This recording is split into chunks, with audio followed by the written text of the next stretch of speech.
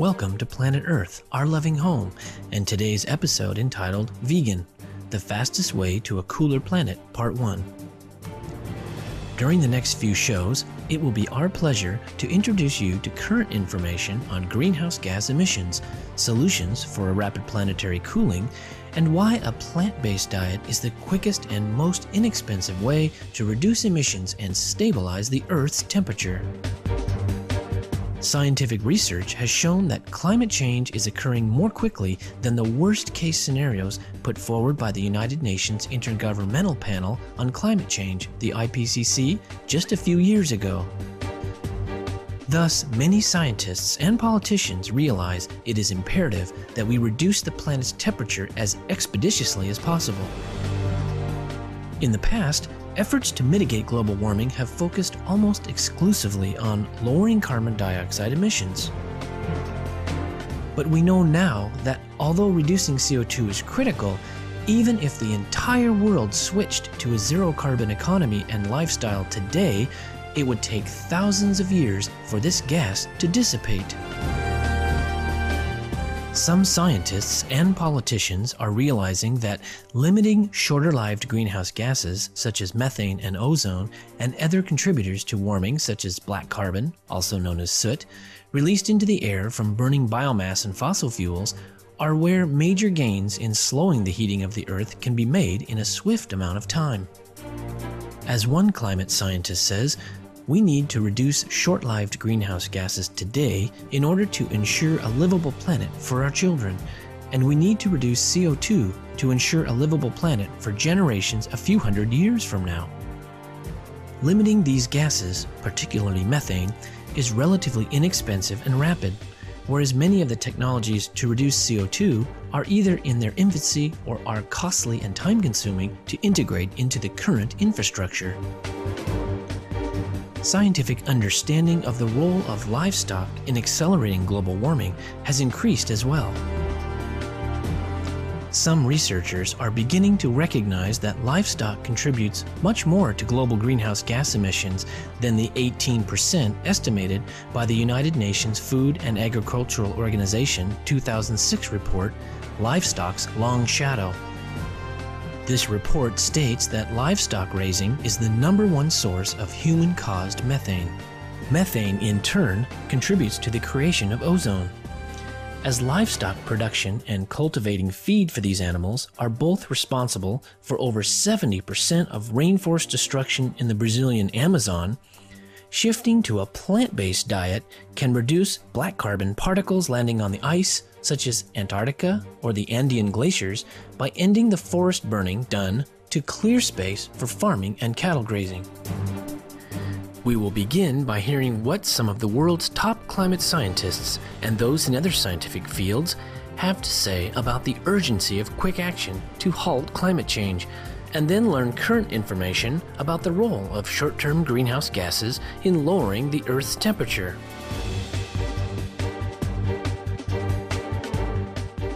It's hard for people to realize this because you don't notice much happening. Global warming is about 1 degree Celsius, and weather variations are much larger than that from one day to another. So you don't notice that there's a crisis, but in fact, we are at a crisis point now because we are very close to passing tipping points in the climate system that would have very undesirable consequences. In fact, we've actually passed one tipping point, and that's the Arctic Ocean. We've already reached a point where we're going to lose all of the ice in the Arctic Ocean. We're already seeing record temperatures around the world, and with it, we're seeing species going extinct, we're seeing sea levels rise and coastal flooding, we're seeing spreading diseases, and we're seeing more extreme weather. What we're seeing now is just the beginning of what's predicted if we let things get worse.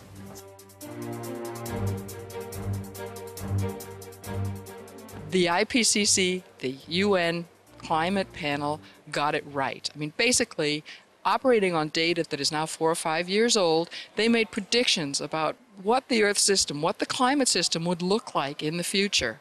Now we have something like 4 or 5 years more data, and it turns out that we're on their worst case trajectory, or the worst case scenario that they defined, or maybe even worse.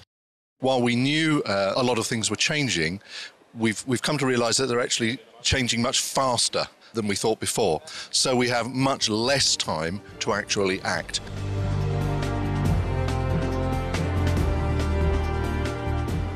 Certainly, we are threatening sustainability in the long run. Climate change is making fundamental changes to part of the system that we are totally dependent on. I am talking about ecosystems, both on land, terrestrial ecosystems, and also in the ocean, marine ecosystems. We are melting glaciers, which will affect the water supply to billions and billions of people, which will have to move because people don't live where there are no water. So we are creating or making a setup for social conflict on a grandiose scale. So very much threatening the sustainability of the globe. I have to say that some ecosystems are going to be impacted in a very serious way very soon, and we have to do all what we can to curb climate change in order to avoid such huge damages which will put at risk our well-being, the well-being of humans. So who wants to take this kind of gamble with a laboratory called Earth? This is a gamble we cannot afford to lose.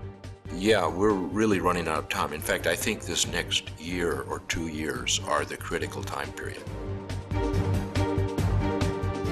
I certainly think unless we turn off the taps tomorrow, the world is going to continue to warm. We don't want that warming to run away, and so we have to do something about it.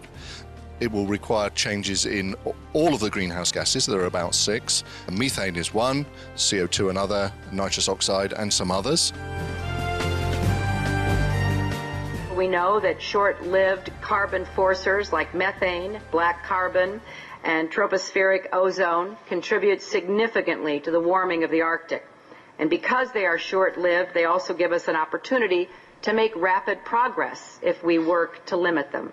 Some 25 years ago, when the first IPCC report was done and the first meeting was held in Rio, the Earth Summit, climate change seemed very far away. And the big actor in the long term, of course, is carbon dioxide. But now that climate change is much more upon us, and we're already seeing major impacts, ecological impacts, particularly melting of glaciers, and the sea ice disappearing, and so on. We're realizing that it's not so far away and that we have to think about the immediate term as well as the long term. The science has also progressed substantially, and we understand now that there are some shorter-lived pollutants, greenhouse pollutants, that have an effect on climate in the shorter term. It's certainly true that in the long term we have to deal with carbon dioxide, but in fact, when I think about it for myself, the only way I can have an impact on the planet's warming in my lifetime is to deal with these shorter-term things. Anything I do with CO2 may have an effect, but it won't have it for many, many years. Because the carbon dioxide that we put in the atmosphere will stay there, much of it, for more than 1,000 years. And yet, the shorter-lived things, methane is the most important of which, but is not the only one, actually have bigger impact on warming today than CO2 itself. And the fact that they're shorter-lived means that what we do now can have an immediate effect. So being short-lived makes them more important, particularly if there are things we can do quickly to reduce them. And one of the problems with CO2 is that many of the things we need to do are very difficult, expensive. It's intrinsically tied up with our energy systems, and energy is so important for every aspect of life. Rich countries, run on fossil energy. Poor countries want to use more fossil energy because they need to develop. We need to learn how to reduce these things, but it's not going to be simple or cheap. On the other hand, these shorter-lived things, like methane, some people have called low-hanging fruit. That is, they're available for us now with relatively smaller costs. And so that's another argument for methane, is that we can do something in the shorter term, and it's easier than with CO2. So methane, I think of its lifetime in the atmosphere, which is about 8 years. And that means that if you emit methane today, in 8 years, you'll have roughly about a third of it left. That's relatively short-lived relative to some other greenhouse gases. And the reason that's exciting is if we were to make an effort to reduce methane emissions, that would be very quickly reflected in the atmosphere. That methane isn't hanging around as long as, say, a molecule of nitrous oxide, another greenhouse gas. So if we make the effort to reduce methane emissions, that will have a quick impact on the radiative forcing of the atmosphere, and the thinking being that that can buy us some time as we try to get, carbon dioxide under control. Having said that, the more time that passes and we talk about it and we don't do it, we do run out of time for the other greenhouse gases. There are many things that people can do to reduce their emissions. If you eat further down on the food chain rather than animals which have produced many greenhouse gases and used much energy in the process of growing that meat, you can actually make a bigger contribution in that way than just about anything. So that's, in terms of individual action, is perhaps the best thing you can do.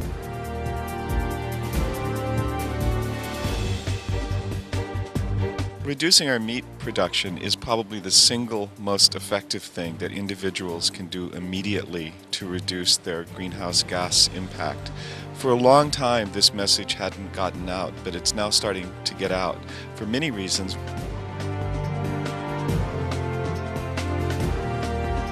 According to the United Nations, the livestock sector produces 37% of the world's anthropogenic methane. This is another reason that eating a plant-based diet is one of the fastest ways to cool the planet. Dr. Kirk Smith, a member of the U.S. National Academy of Sciences and a member of the United Nations Intergovernmental Panel on Climate Change, IPCC, strongly advocates reducing our methane footprint.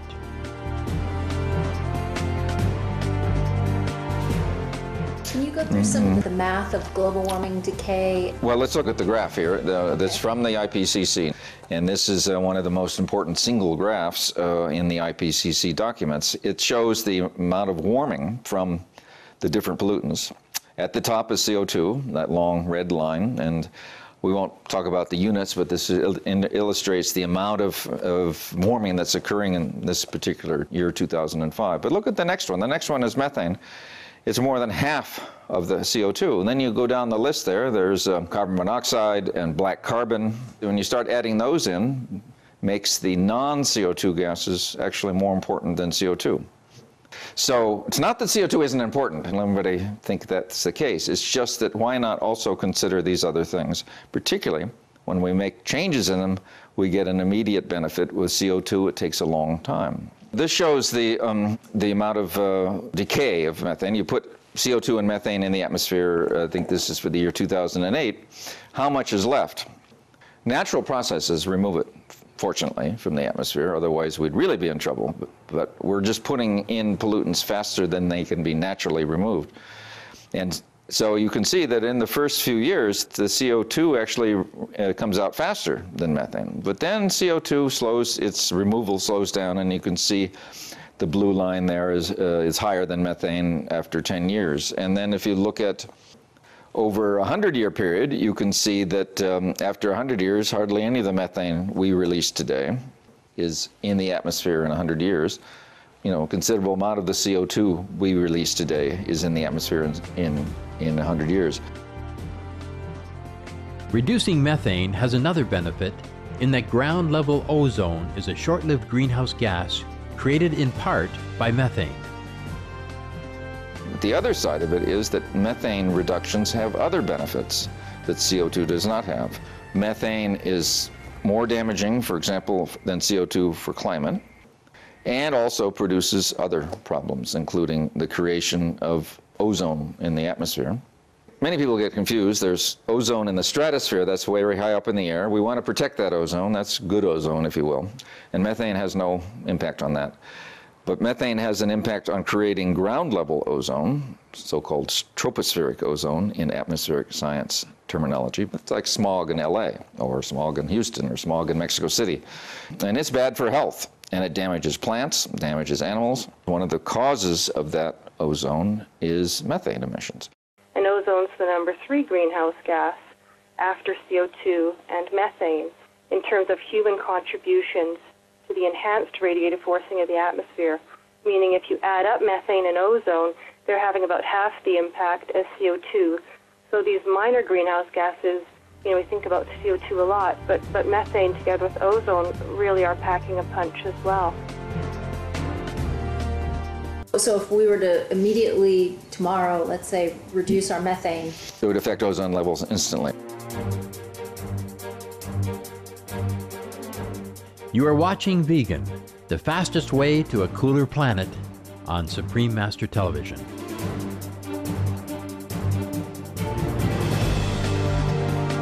The global warming we're seeing today, and likely to be seeing in the near future, is primarily from other gases, mainly methane. So we need to address these sources, and the number one source of methane emissions is animal agriculture. That's the most powerful source we can address to reduce the global warming we're seeing today.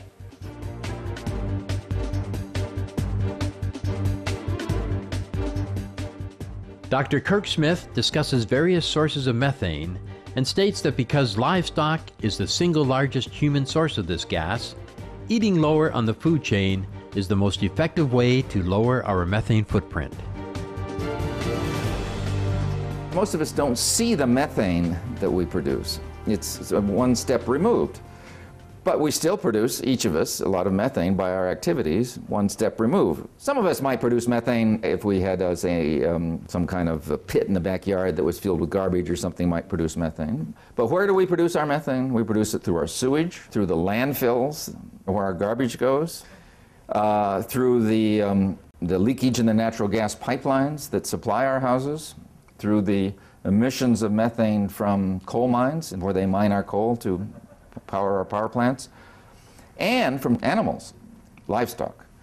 The biggest single source of human-caused methane emissions is livestock. On the pie chart, a large section of the contributing factors has to do with the raising of livestock. That's right. So switching to a meat-free or vegetarian diet, how might that impact us on a global level and help us reduce the methane, thereby slowing down the process of global warming? Already, livestock is 20% of all greenhouse gas emissions. The meat system includes the animals, includes growing the food for the animals, includes the transport of the meat, includes the fertilizer to grow the food, to feed the meat. There was a recent article last fall in Lancet, the famous medical journal, that laid this all out, showing that, and that's with not treating methane any more than the sort of normal way it's used. If you treat it more, if you worry about it a bit more, as we were talking about a minute ago, then that 20% will go up to maybe 30%.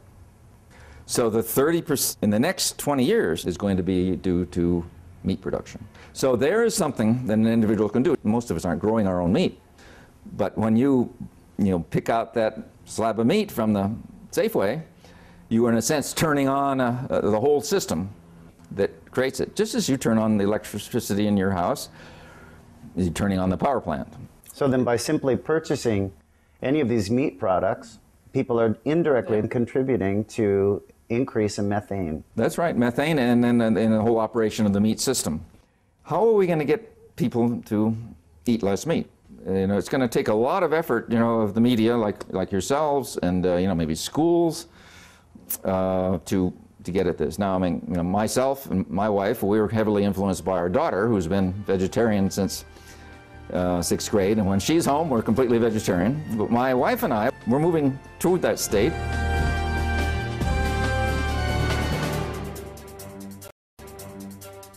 We need to decrease the amount of methane that we're putting up. And one way is to become vegetarian. It really, truly makes a difference. Unless we change our food choices, nothing else matters, because it is meat that is destroying most of our forests. It's meat that pollutes the waters. It is meat that is creating disease, which leads to all our money being diverted to hospitals. So it's the first choice for anybody who wants to save the earth.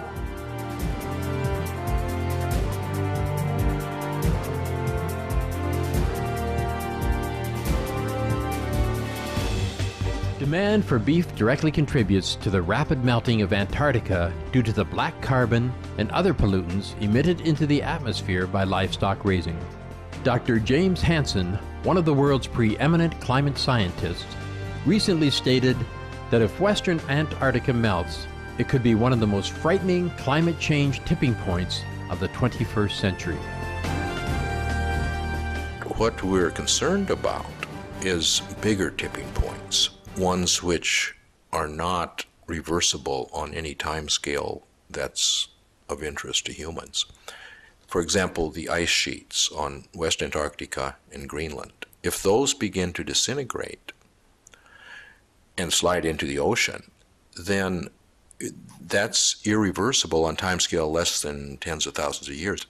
You can reduce the greenhouse gases, but it's not going to stop that ice sheet. We don't want to get to a point of no return. I don't think we are there yet, but in the case of the ice sheets, we may be getting close. Today, parts of Antarctica, such as the Wilkins Ice Shelf, are melting at a frightening pace, thus contributing to rising sea levels. At the March 2009 meeting of the International Scientific Congress on Climate Change in Copenhagen, Denmark, participants projected that if immediate action is not taken to address climate change, sea levels could rise more than a meter by century's end, displacing over 600 million people around the globe. Recent studies by scientists from the United States National Aeronautics and Space Administration, NASA, have found that pollutants such as black carbon have a much greater effect on climate change than previously thought. Also, Brazilian research indicates that South American agricultural practices, particularly biomass burning for livestock production in central Brazil, are the source of most of the black carbon found in the Antarctic Peninsula. Thus, we can see how cattle raising plays a significant role in the rapid warming of Antarctica and, in turn, our planet as a whole. Methane is like carbon on steroids. It's dozens of times worse than CO2. And then black carbon is hundreds of times worse. Meeting of the committee will please come to order. Today's hearing will focus on the issue of black carbon and global warming. Black carbon is commonly known as soot. Dr. Bond, I'd like to hear from you. Chairman Waxman, Ranking Member Davis, and members of the committee, I've spent the last 12 years modeling and measuring sources of black carbon, and I'm pleased to share my expertise about the role of black carbon in climate change. It is like anything black. It absorbs sunlight and turns it into heat. You can feel that happening when you walk across a hot parking lot on a sunny day. It will take sunlight and turn it into heat, warm the atmosphere, or if it's sitting on snow, it'll melt the snow.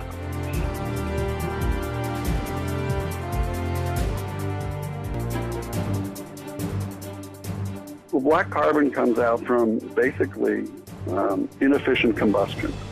And so if you have an inefficient engine, it'll put out little black particles, which some people call soot, some call black carbon. They get into the atmosphere, they can get blown by the winds, and they get deposited into areas where there is snowing and glaciers, and it will increase the absorption of solar radiation there, and that'll create warming that tends to melt the ice and the snow. Our best guess of the sources of black carbon is there's quite a lot from open burning of forests and savannas.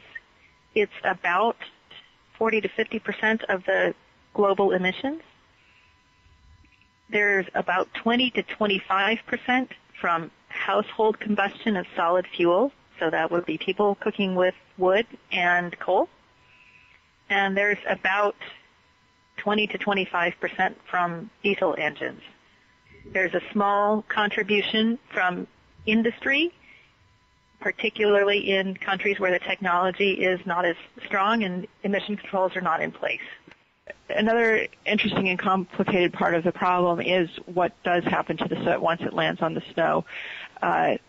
if you think about if the snow starting to melt, you would think that they would get washed down, sort of washed down through the snow layer with the water and disappear.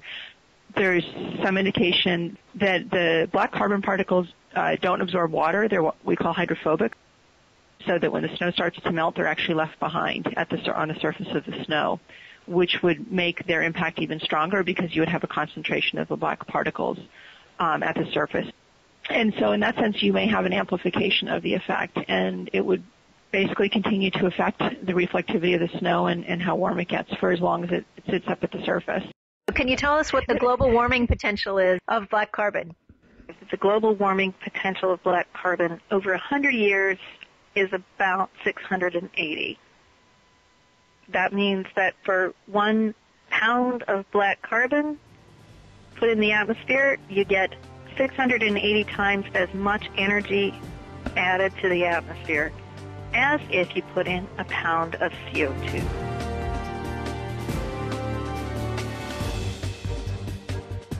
Supreme Master Television interviewed Brazilian researchers via email to learn more about their studies of black carbon's role in melting Antarctica's hotspots, and learned that although the research is still in its infancy, they have found links between Latin America's livestock industry and this process. Dr. Heitor Evangelista, Deputy Head of Department of Biophysics and Biometry at the State University of Rio de Janeiro in Brazil, stated, "We have measured from the South Atlantic, or Rio de Janeiro, Brazil, to the Antarctic Peninsula over several years. Black carbon has been detected in several stations around Antarctica and at the South Pole. Higher values are found in the Antarctic Peninsula, probably due to the shorter distance to South America. But a similar process as that observed in Greenland was not already observed, not because it had never occurred, but because very few experiments were conducted. Also, we have modeled the dispersion of black carbon to Antarctica, and we have concluded that around 60% of the black carbon measured at the Antarctic Peninsula derives from South America, mainly events of biomass burning in central Brazil.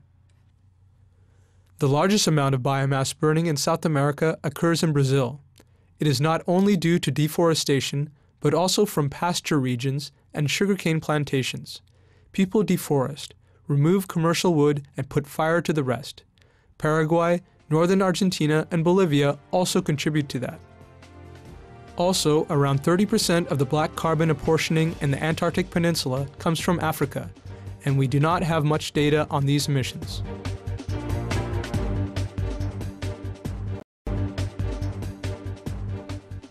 The nonprofit environmental group Greenpeace International estimates that 80% of the Brazilian Amazon rainforest area destroyed between 1996 and 2006 was used to create pasture for cattle grazing.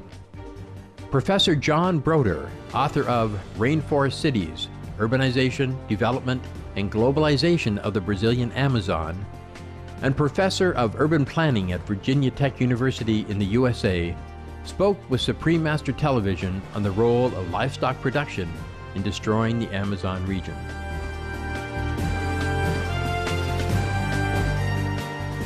What is driving deforestation now in the Amazon are three things. And first and most important is the expansion of the livestock sector over the past 10 years. And by livestock, I mean cattle, beef cattle industry. And I, for years, have been trying to figure out a mathematical model for predicting change, and I finally come up with a very simple one, that deforestation rates are going to be high. They're going to depend on two things. One, the price of beef products in the European market times the population density of the municipio in the producing supply region. We have not tested that, but it really comes down to basically beef and how much available forest lands within proximity of a transport node. Two other drivers that I had, apart from cattle, is soybeans, and after that, sugarcane. But what the corporations are sometimes doing is alternating between pasture and soybeans. Soy is a legume. It fixes nitrogen in the soils. the soils that are sometimes converted then to pasture and heavily used for that purpose. Where does the burning of the biomass come into the agricultural production cycle there? Well, to clear forest, you have to cut it down, and then you have to let it dry, and then you burn it. So in the southwestern Amazon, southern Amazon, most deforestation occurs at the end of the rainy season, which is April, May, about this time. The cut slash is left on the ground through the dry season from about this time to when the rainy season resumes. During that time, the slash dries, and then it's burned on the ground starting in August, which is called the burning season. So I've experienced some unbelievable forest slash burning events in my field work in the Amazon. Routinely, the national airport at Porto Velho, the capital city of Rondônia, during the burning season is closed because visibility does not permit landings and takeoffs. It's been so thick that you would think that you would need a ventilator outside to breathe. It's been so thick that you would think it was the middle of the night because it's blocking out the sun even though it's high noon. Is it burned off once a year, or is it just whenever they're doing new deforestation? Areas that have been cleared of primary forest but then abandoned after several years, and there's regrowth. A lot of the forest burning is from secondary forest. Probably most of it is, I would say, rather than primary forest at this point.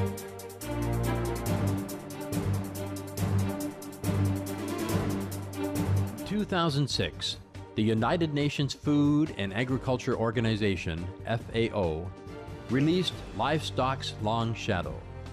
The report concluded that livestock production is responsible for 18% of total global greenhouse gas emissions, a number many now think is a low estimate, and summarized their findings with an ominous statement. The findings of this report suggest that it should be a major policy focus when dealing with problems of land degradation, climate change and air pollution, water shortages and water pollution, and loss of biodiversity. Livestock's contribution to environmental problems is on a massive scale, and its potential contribution to their solution is equally large.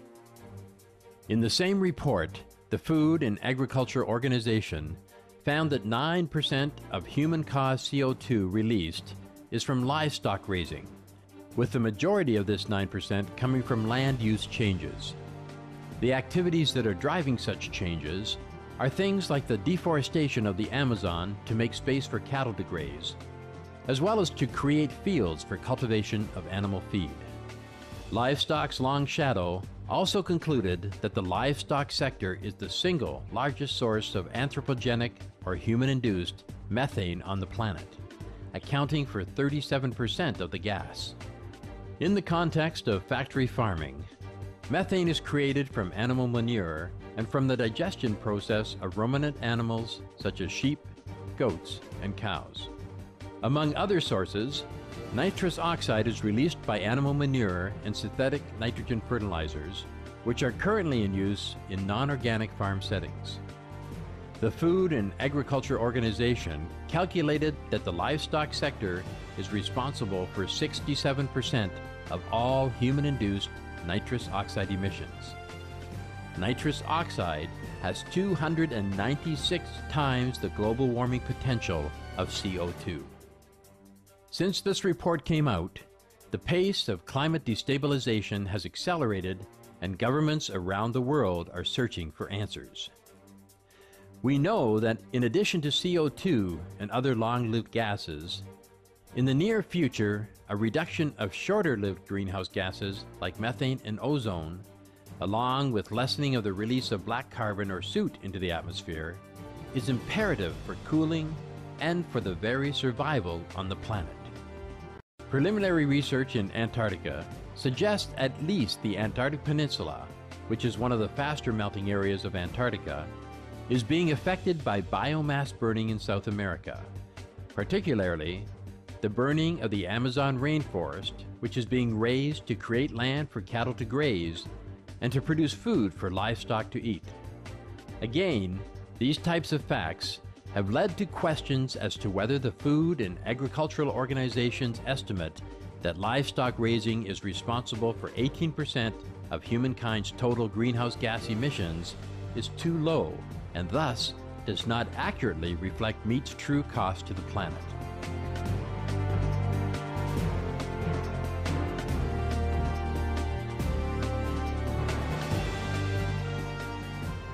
Since people found out about this talk that I was going to give here today, I've received a number of emails from people that I respect saying that the 18% figure is an underestimate.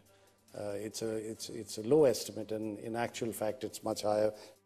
Yes, animals, we know that animals contribute about a half of the greenhouse gas emissions, principally through methane emissions to the atmosphere. We certainly do need to think about the emissions that are coming from animals, particularly when they're intensively housed. Foodwatch, a German consumer organization that seeks to ensure food quality and safety, conducted a study in 2008 comparing the carbon release associated with a meat-based diet and with other diets. They found that the carbon emissions from a meat-based diet of one person creates the equivalent carbon footprint of driving a mid-size car 4,758 kilometers over the course of a year. But emissions from a vegan diet was found to be equivalent to driving 629 kilometers in a year, 1/7 the amount of a meat-based diet, or 87% less than a meat and dairy-centered diet. The biggest savings by far was an organic vegan diet, which is the equivalent of driving only 281 kilometers annually, a full 94% less carbon emissions than that associated with a meat-based diet.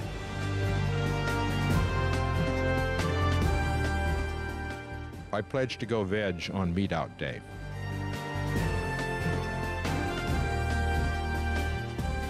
Some have suggested that eating locally sourced foods, no matter what type, is an answer to global warming.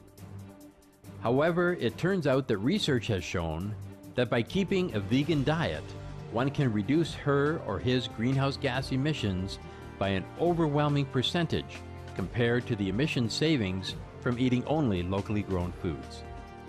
This was the conclusion of Dr. Christopher Weber of the prestigious Carnegie Mellon University in the USA.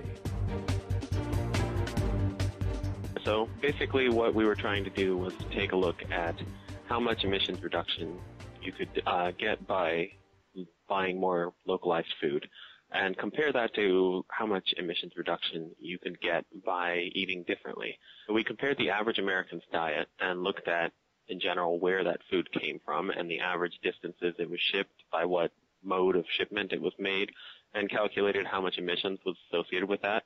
And then also looked at the entire production phase and tried to figure out how many emissions were associated with actually producing the food that the average American household eats.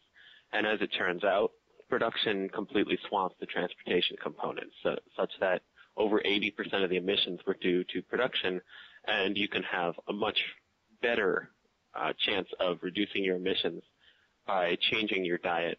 How much more efficient is it to eat an entirely plant-based diet than eat an entirely locally grown diet? The average American household makes about 8 tons of greenhouse gas equivalent emissions through their food choices.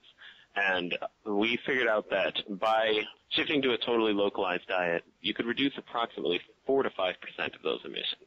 Shifting to a plant-based diet, you do that 7 days a week, you can actually reduce your emissions quite a bit from the average, getting up to about 60% below the average household if you eat a completely vegan plant-based diet with no dairy.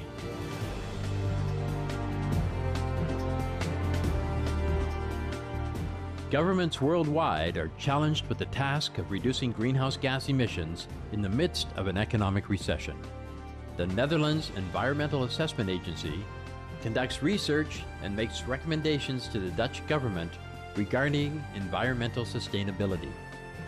Their recent study, entitled Climate Benefits of Changing Diet, analyzed the entire meat production cycle and the consequences that would follow if people modified the types of food they chose to eat. It also calculated the monetary cost of halting climate change, which was defined as a goal of stabilizing atmospheric CO2 at a level 50% of 450 parts per million. The report concluded that 20 trillion US dollars, or 50% of a total 40 trillion US dollars, the total estimated cost to achieve the goal, could be saved if there was a global shift to a low-meat diet. Department Director Dr. Joep Ud Louise gave further details in a phone interview with Supreme Master Television. One question he answered was, what would be the effect on the goal in the case of everyone transitioning to a completely meat-free diet? If you would go for a completely meatless diet in the next 10 to 15 years, then in the year 2050 you would have a 70% reduction of attaining the climate goals. That's a substantial cost reduction in getting to the same climate targets. With a vegan diet, that percentage was calculated to be even higher, 80%. Another benefit of ending meat consumption was discovered in the course of the research. It was concluded that if all adopted the plant-based diet, land no longer used for livestock raising could again grow trees and plants that would absorb carbon from the atmosphere.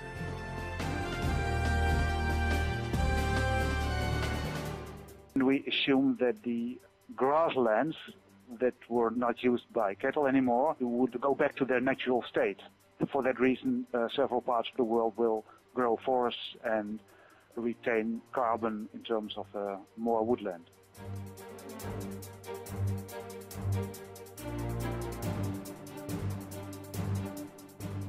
To close, the case for the adoption of a vegan diet to cool our planet is strong and clear.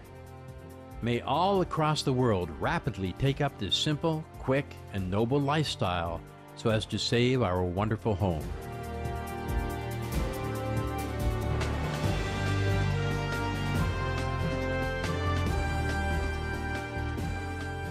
For more details, please visit www.suprememastertv.com/PE.